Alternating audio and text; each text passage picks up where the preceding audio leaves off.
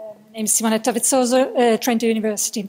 My question relates to narrow retail MFNs. My understanding is that the Italian, French and Swedish competition authority on the one side and the German competition authority on the other side came to quite different conclusions concerning the assessment of narrow MFN clauses. Could you, as competition authorities directly or indirectly involved in that case, could you briefly explain why? Thank you. Sorry. Okay, I can start because, I mean, Sven's role was just the role of a facilitator. No, I mean, I'm joking. I could say that, I mean, the decision of the Italian and the French and the Swedish competition authority is just a commitment decision. So what I can say, it doesn't derive from a full assessment of the case. And that was the reason why during my presentation I stressed that from a mere intellectual point of view, I would have been extremely curious about the end of the story. But we stopped before. We stopped before, and our assessment was just focused on the characteristics of the commitments. And, I mean, by the way, just about the characteristics of the commitments provided by Booking. Whereas, I mean, the Expedia story is still in progress, it's still ongoing. So, I mean, you can understand why I'm not really at my ease when I have to answer your question. I mean, the German decision was a full assessment of the story, and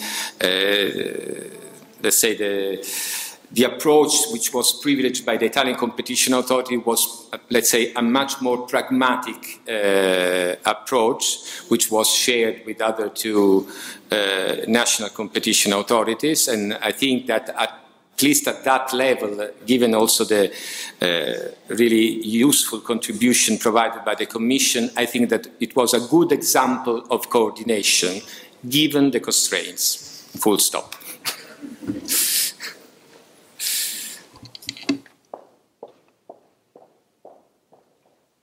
Yes, Alberto Heimler, National School of Administration in Rome. I just would like to ask you a question on internet sales. And because you said that internet sales are considered passive sales, and indeed we all know that this is so.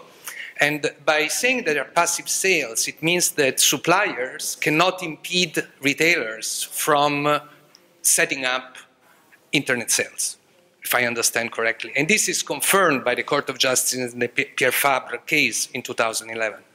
Now, what do you think about this position of the European courts and the case law?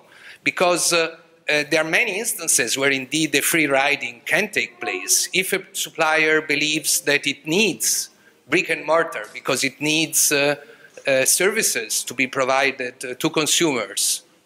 Why is it that we continue with this passive sale story?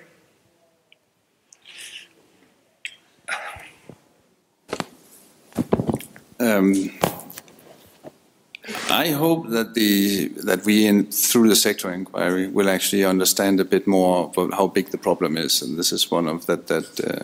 So there will be some questions, as I understand, to asking companies, why are you actually doing this? And I'm sure there may also be, once we get into the public consultation, that there will be companies saying that they need this if they are doing it. And I mean, you hear stories, of course, right? I mean, I've heard that, people who go in and try shoes and then basically from inside the shoe shop directly buy it on a website. Or I've even heard, I don't know whether it's true, that Amazon has an application where you can read with your smartphone, you can read the title of the book and then you can buy it directly in. So you're standing inside the shop and you ask the bookseller to what book should I give my 14-year-old niece? What do you recommend? And this one, okay, fine. And then you can buy it on Amazon. So of course, it seems that free riding might be much more important in certain situations. So, and of course, the issue with the why it's considered passive sales, part of it probably is this single market objective that sort of comes in, and sometimes we're sitting as economists and saying, oh, on the one side and the other, and just comes in. We don't care, right? It just overrules you, right? So that is the reason why it is, I guess, why it has come down. The strength of the passive sales, also some kind of